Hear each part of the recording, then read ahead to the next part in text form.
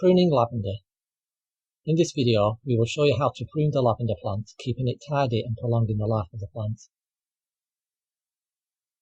If left on its own and neglected, lavender can get leggy, woody and unsightly.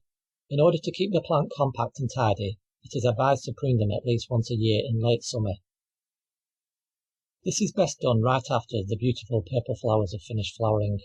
You should remove any faded flowers and stalks and cut approximately 2.5 centimeters into the leaf growth. How to prune.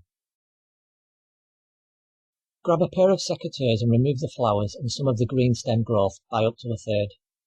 Caution: do not cut back too severely and get carried away, keeping away from the woody base of the stem. You need to leave plenty of green on the stems, especially when the plants are young.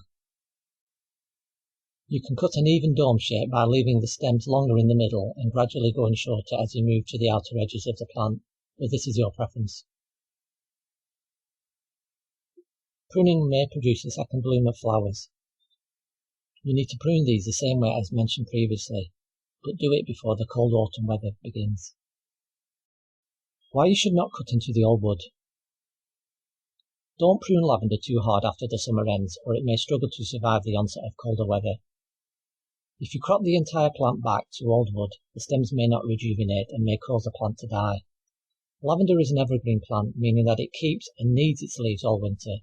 So if you cut into the old wood, which does not have any leaves, and new leaves do not grow, then it is likely it will not survive the colder temperatures of winter.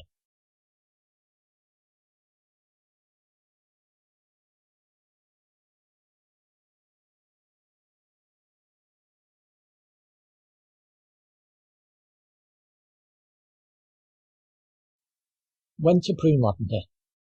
The best time to prune lavender is in the spring or late summer, but most experts advise 2 pruning sessions a year. This means trim after flowering in the summer and again more thoroughly in the spring.